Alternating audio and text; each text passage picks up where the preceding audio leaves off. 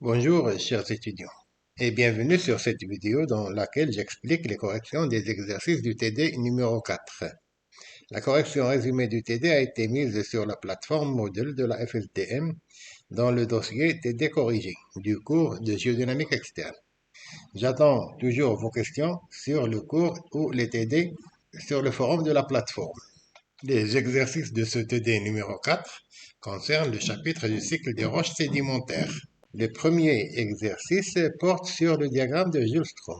On nous demande de répondre aux questions suivantes en utilisant le diagramme de Jules-Strom. On nous donne le schéma de ce diagramme.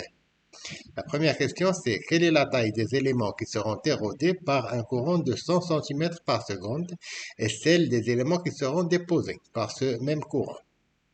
Déterminer les vitesses approximatives d'érosion et de dépôt pour les grains de 2 mm et de 30 mm de diamètre respectifs. On nous donne un tableau où on portera les réponses. Troisièmement, quel est le diamètre maximal des particules transportées par un courant de 20 cm par seconde? Et quatrièmement, que devient une particule de 1 mm de diamètre déposée sur le fond lorsque le courant s'accélère au cours d'une crue de 1 à 40 cm par seconde, puis ralentit au cours de la décrue jusqu'à 5 cm par seconde. Cet exercice est sur la deuxième étape du cycle sédimentaire, qui est l'érosion et le transport. Les éléments qui constituent les manteaux d'altération sont érodés, arrachés de l'emplacement où ils ont été produits, pour être transportés par la suite vers le bassin de sédimentation où se formeront les roches sédimentaires. Les agents d'érosion et de transport doivent être donc capables de développer de l'énergie pour éroder et transporter les matériaux d'altération. Ces agents sont le vent, la gravité et la glace, et principalement l'eau. Puisque l'exercice concerne le transport des matériaux détritiques par l'eau, nous nous focaliserons sur cet agent de transport. Lorsque ces matériaux se retrouvent dans le cours d'eau, ils sont transportés de manière différente selon leur taille, leur poids, leur forme et surtout selon la vitesse du courant de l'eau. Les particules argileuses et silteuses sont transportées en suspension à cause de la turbulence de l'eau. Les particules sableuses sont transportées en sautillant ou par saltation. Les fragments de gros calibre sont transportés sur le fond par traction, glissement ou bien par roulement, selon la forme du fragment. Le diagramme de Jules-Strom, 1935, illustre bien le comportement des éléments transportés en fonction de leur taille et de la vitesse du courant. Le diagramme de Jules-Strom comprend des coordonnées logarithmiques avec en ordonnée la vitesse du courant en centimètres par seconde et en abscisse la taille des éléments transportés en millimètres. On distingue trois domaines d'équilibre. En haut, le domaine d'érosion-transport. Dans ce cas, la vitesse du courant est suffisamment élevée pour provoquer la mise en mouvement des éléments déposés sur le fond et les maintenir en mouvement. On constate que la vitesse nécessaire pour éroder aussi bien les particules fines, très fines, que les particules grossières est élevée, alors que celle nécessaire pour éroder les particules silteuses-sableuses est moindre. Cela est dû au poids pour les fragments grossiers, mais à la cohésion intergranulaire et interfacielle pour les particules très fines, qui s'opposent à leur érosion, alors que lorsque ces particules fines sont soulevées, ils entrent dans le domaine du transport où un courant plus faible suffit à leur transport. Entre la limite du domaine d'érosion transport et celle du domaine sédimentation, c'est le domaine du transport uniquement.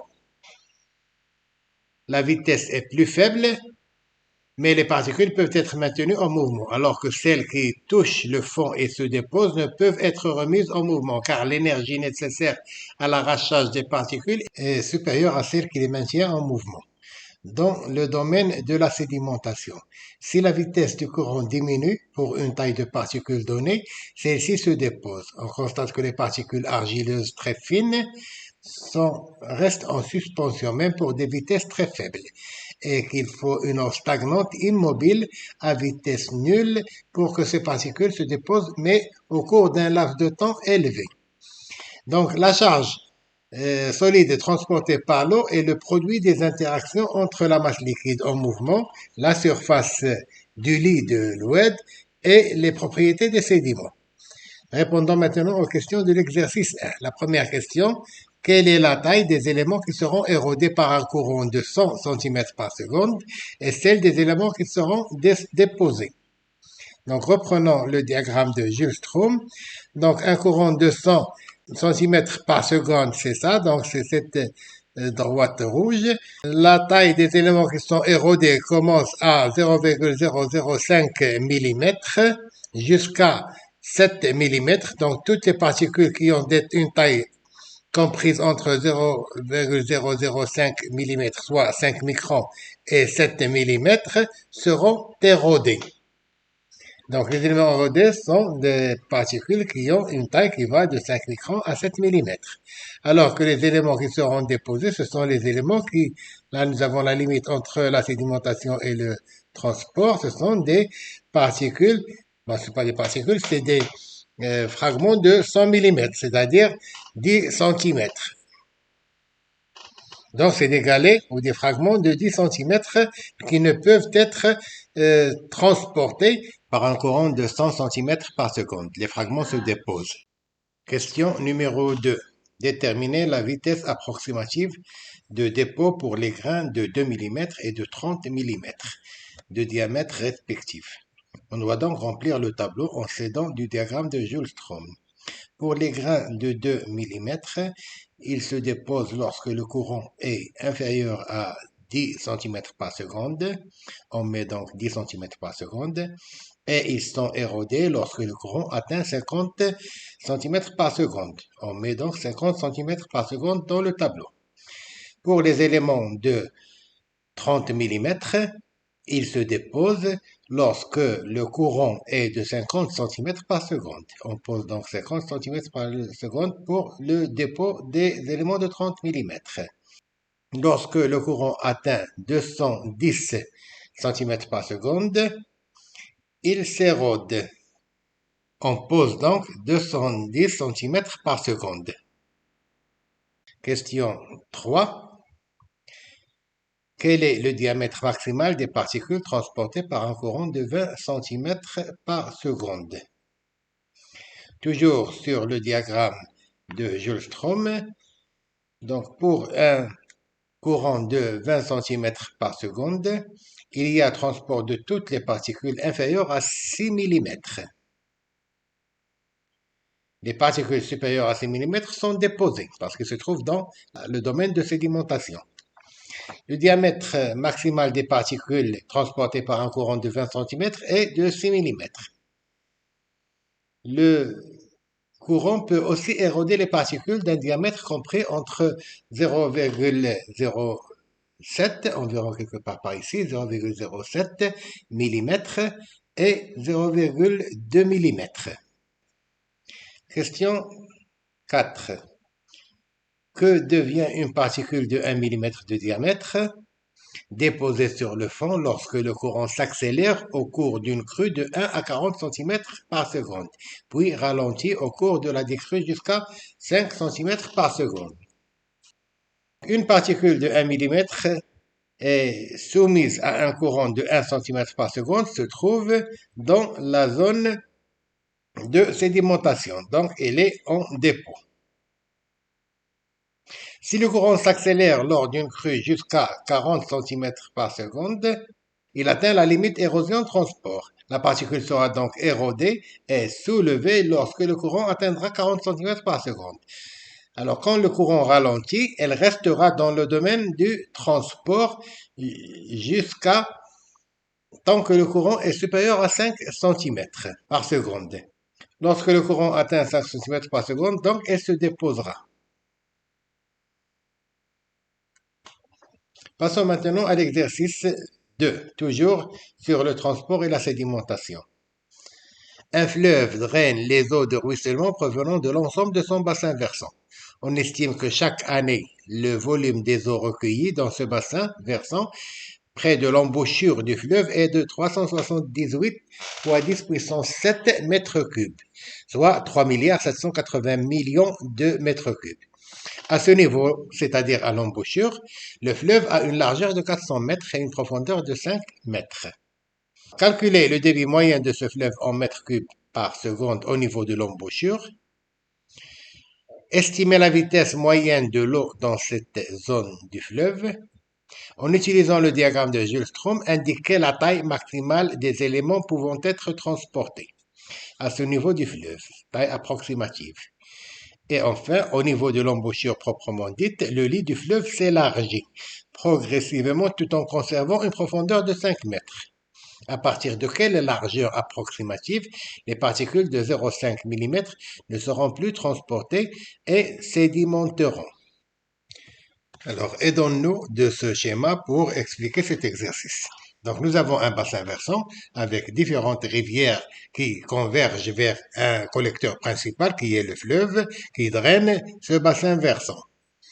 Les questions sont posées sur la zone de l'embouchure. Donc, au niveau de l'embouchure, nous avons une largeur de 400 mètres avec une profondeur de 5 mètres. À ce niveau-là, une station de mesure permet de mesurer la quantité d'eau annuelle qui est de 378 10 puissance 7 mètres cubes. Donc la première question, c'est calculer le débit moyen de ce fleuve en mètres cubes par seconde au niveau de l'embouchure. Donc pour calculer le débit moyen au niveau de l'embouchure, il faut ramener donc la quantité annuelle en mètres cubes par an au mètre cube par seconde. Donc, une année exprimée en secondes comprend 365 jours fois 24 heures fois 60 minutes fois 60 secondes, c'est-à-dire 3600. Cela équivaudrait à 31,5 10 puissance 6 secondes. Donc, le débit moyen en mètres par seconde est la quantité annuelle 378 10 puissance 7 divisé par le temps en secondes. L'année en secondes, ça nous donne 120 mètres cubes par seconde. C'est le débit moyen au cours de l'année. Bien sûr, il y a des périodes où le débit est trop haut. Lorsqu'il y a des crues, il y a des périodes où le débit est plus bas. 120 mètres cubes par seconde, c'est une moyenne. Alors, la deuxième question, c'est estimer la vitesse moyenne de l'eau dans cette zone du fleuve. La vitesse, c'est le débit sur la section. La section, c'est la surface que traverse ce débit, c'est-à-dire 400 mètres fois 5 mètres de profondeur. La section du fleuve est 400 fois 5 est égal à 2000 mètres carrés. Donc la section, c'est 2000 mètres carrés. Donc la vitesse est égale au débit divisé par la section, c'est-à-dire 120 divisé par 2000. Ça nous donne 0,06 mètres par seconde. C'est la vitesse de l'eau à ce niveau-là. On peut la mesurer en centimètres par seconde. C'est 6 centimètres par seconde. C'est la vitesse au niveau de l'embouchure. Troisième question. En utilisant le diagramme de Gilstrom, indiquez la taille maximale des éléments pouvant être transportés à ce niveau du fleuve.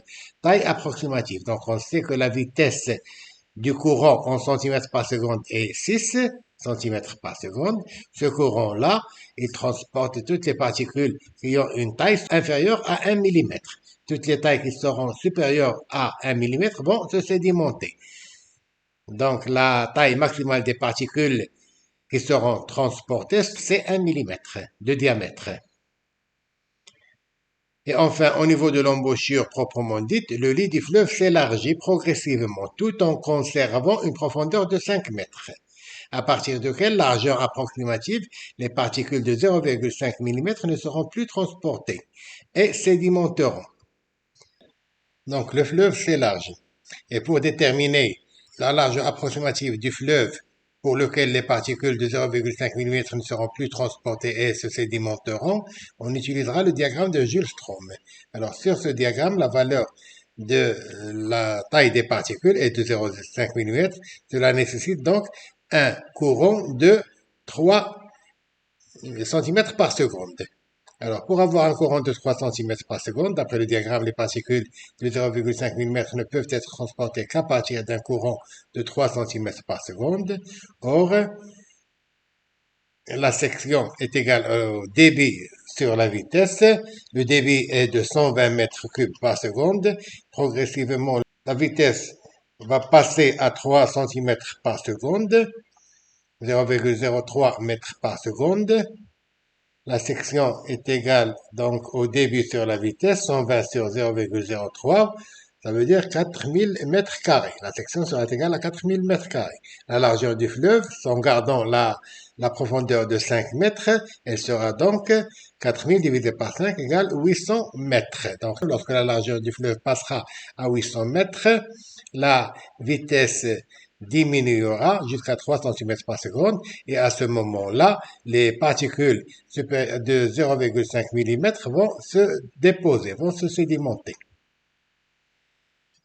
Une dernière remarque sur le diagramme de Jules Strom avant de passer aux autres exercices. Si la taille des particules et la vitesse du courant sont importantes pour déterminer le comportement des sédiments dans un cours d'eau, leur masse volumique l'est également. Et cela constitue une limite pour les interprétations du diagramme de Jules Strom. La masse volumique moyenne de la plus grande majorité des particules détritiques alluvionnaires peut être très faible par rapport à celle d'une particule contenant des métaux de densité volumique plus grande. Par exemple, la masse volumique moyenne d'une particule détritique est de 2,5 grammes par centimètre cube. Mais la masse volumique moyenne d'une particule contenant de l'or, par exemple, est d'environ 15 grammes. Donc, on voit la différence de masse volumique. Donc, dans ce cas, des particules de taille différente de même densité volumique peuvent avoir le même comportement vis-à-vis de l'énergie du cours d'eau. Et inversement, des particules de même taille, mais qui ont des densités différentes, ne peuvent pas avoir le même comportement puisque le poids de ces deux particules nécessite des énergies différentes, même s'ils ont la même taille. Alors, passons maintenant à l'exercice 3. La figure ci-dessous montre un type de dépôt continental. On observe une succession de dépôts T1, T2, T3 qui se succèdent sur les deux versants d'une vallée. Donc nous avons un cours d'eau et une succession de dépôts qui se succèdent sur un versant et on retrouve les mêmes dépôts de l'autre côté du cours d'eau sur l'autre versant. Les questions. De quel milieu de sédimentation s'agit-il? Comment appelle-t-on ce type de formation géologique? Ces dépôts sont-ils étagés ou emboîtés? Justifiez votre réponse. Donnez la chronologie de la formation des trois dépôts T1, T2 et T3 du plus ancien vers le plus récent. Comment appelle-t-on les périodes d'édification de ce type de dépôt et les périodes de creusement selon la théorie d'Erhard 1951? Expliquez la dynamique de ce milieu au cours de ces périodes. Alors, nous passons directement aux réponses sans faire de rappel de cours cette fois-ci. On répond directement. De quel milieu de sédimentation s'agit-il? Donc, bien sûr, il s'agit du milieu fluviatile. Il y a un cours d'eau et des dépôts qui sont étalés de part et d'autre de ce cours d'eau. Donc, le cours d'eau est responsable du creusement de la vallée et des dépôts. Comment appelle-t-on ce type de formation géologique? On les appelle des terrasses fluviatiles. Ce sont donc des dépôts continentaux généralement grossiers qui ont une surface relativement plane. Ces dépôts sont-ils étagés ou emboîtés? Ces formations sont des terrasses fluviatiles étagées, car le substrat affleure entre les terrasses anciennes et les plus récentes. Si les terrasses récentes rejoignent les terrasses anciennes, le substrat n'affleurerait pas entre elles et dans ce cas, elles seront emboîtées. Question 4. Donnez la chronologie de la formation des trois terrasses de la plus ancienne vers la plus récente. Donc, les plus anciennes sont les terrasses qui se trouvent en haut et les plus récentes sont celles qui se trouvent en bas du versant.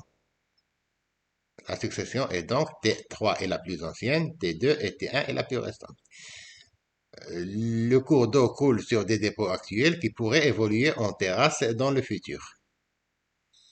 Comment appelle-t-on les périodes d'édification des terrasses et les périodes de creusement selon la théorie d'Erhard 1951? La période où domine le creusement est la biostasie. La période où domine le dépôt, c'est la rhexistasie. Expliquez la dynamique de ce milieu au cours de cette période. La théorie de biostasie de Erhard 1951 semble la plus plausible pour expliquer la configuration des dépôts fluviatiles en terrasse. Notre planète a subi au cours du quaternaire des changements climatiques qui ont occasionné une alternance de phases de biostasie et de rhexistasie. Au cours des phases de biostasie, les précipitations sont abondantes et régulières. Elles induisent une forte pédogénèse caractérisée par une forte altération des substrats. Un tel climat favorise aussi la végétation qui protège le sol de l'érosion. Les fleuves ne sont donc pas très chargés en sédiments. Ils utilisent l'énergie de l'écoulement surtout pour creuser. Donc c'est la période de creusement. Par contre, dans la deuxième période, qui est la période de rexystasie, appelée aussi une phase de crise, le climat devient plus sec, ce qui entraîne une dégradation de la végétation. Les précipitations sont rares, mais irrégulières, généralement orageuses, concentrées dans le temps et dans l'espace. Ce régime de précipitation est très agressif vis-à-vis des sols dénudés de leur végétation protectrice. Il induit une forte érosion des sols, d'où une sédimentation fluviatile détritique importante. Les cours d'eau très chargés en sédiments utilisent leur énergie surtout pour le transport de la charge solide. Ils ne creusent pas. Ils comblent les plaines d'inondation de sédiments fins et les chenaux de sédiments grossiers. Passons maintenant au milieu marin et à la sédimentation marine dans l'exercice 4. Il est possible de mesurer la dissolution du carbonate de calcium sur les tests de micro-organismes planctoniques alimentant la sédimentation calcaire dans les océans. On immerge des petits tubes contenant 0,1 g de boue de globigérine, ce sont des micro-organismes à test carbonatés, à différents niveaux de profondeur marine. Les tubes sont parcourus par l'eau de mer, ainsi la boue de globigérine est en contact permanent avec cette eau. L'expérience dure 4 mois et au bout de ce temps, on mesure la masse de CaCO3 restant dans les tubes. Le tableau suivant présente les résultats obtenus. Donc ici, nous avons 15 tubes qui ont été placés à différentes profondeurs, 0, 500, 1000, 2000, 2250 et ainsi de suite, jusqu'à une profondeur supérieure à 4500 mètres. Et on mesure, dans la troisième ligne, nous avons la masse en grammes de CaCO3 restant après 4 mois de séjour de ces tubes dans l'eau de mer. Et on constate que le 0,1 g de boue mis au début, on le retrouve dans certains tubes, mais en d'autres tubes, il y a de moins en moins de globigérine jusqu'à ce qu'il disparaisse à une certaine profondeur. Alors, les questions. Tracez la courbe de l'évolution de la masse de CaCO3 en fonction de la profondeur. B. Localisez sur la courbe tracée la profondeur lysocline et la profondeur de compensation des carbonates. Alors ça, c'était la première partie de l'exercice. Dans la deuxième partie de l'exercice, la courbe ci-contre est la courbe de dissolution des tests de silice cette fois-ci, de micro-organismes planctoniques. Donc ici, ce sont les micro-organismes planctoniques qui ont un test siliceux. Et là aussi, ils vont subir de la dissolution en profondeur. Il y a une variation de l'intensité de cette dissolution en profondeur. Analysez cette courbe en la décomposant en deux parties. Existe-t-il un niveau de compensation de la silice? D. Quelles conséquences cela a-t-il sur la sédimentation siliceuse dans les océans? Et enfin, toujours dans les questions, en utilisant les résultats des exercices 1 et 2, complétez le tableau suivant en notant en notant l'importance relative de la sédimentation carbonatée et siliceuse par le figuré suivant. 3 étoiles lorsqu'il est très abondant, 2 étoiles abondant, étoiles peu abondant et absent. Donc, dans le tableau, nous avons les profondeurs 500, 1000, 2000, 3000, 4000, 5000 mètres. Nous avons la nature chimique du sédiment CaCO3 ou bien SiO2. Donc, on va utiliser les deux courbes pour compléter ce tableau.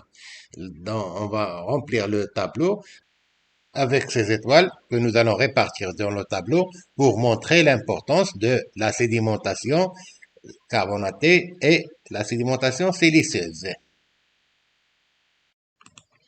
Avant de répondre à ces questions, expliquons un peu la sédimentation marine en utilisant ce schéma que nous avons emprunté au site indiqué.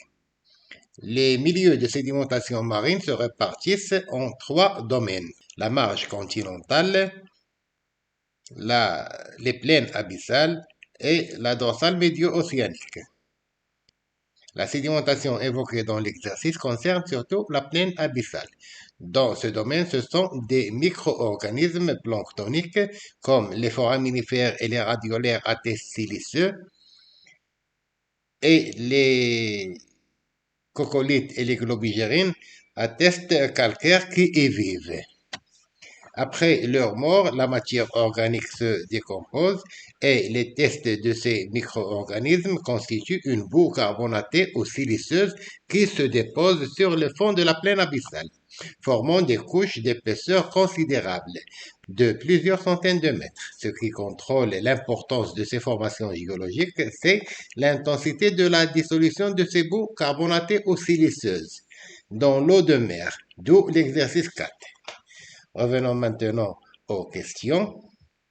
Tracer la courbe de l'évolution de la masse de CaCO3 en fonction de la profondeur. Donc, nous avons ici le tableau dans lequel on a porté les profondeurs et la masse mesurée après 4 mois d'expérience. Alors, on va tracer dans un graphique dans lequel, dans l'abscisse, nous avons la masse de CaCO3. Dans les ordonnées, nous avons la profondeur. Dans le premier tube, c'est 0,1 qui ne change pas jusqu'à une profondeur de 2000 mètres. Puis, la masse commence à diminuer. Elle s'accélère à une certaine profondeur jusqu'à ce que la masse devienne nulle et reste nulle. Deuxième question. Localiser sur la courbe tracée la profondeur lysocline et la profondeur de compensation des carbonates. La lysocline est la profondeur à partir de laquelle la dissolution des carbonates s'accélère. On voit qu'il commence à 2000 mètres et qu'elle s'accélère à partir de 2500 mètres. La lysocline est donc 2500 mètres. C'est la profondeur à partir de laquelle la dissolution des carbonates s'accélère. La deuxième profondeur qu'on recherche est la profondeur de compensation des carbonates, ou la CCD, carbonate compensation depth. C'est la profondeur où tous les carbonates solides ont tendance à se dissoudre du fait de la pression. Il n'y a plus de précipitation de carbonate. Alors, on constate que cette profondeur est 4250 mètres. La dissolution des carbonates est totale dans l'eau de mer. La profondeur de compensation des carbonates est donc 4250 mètres.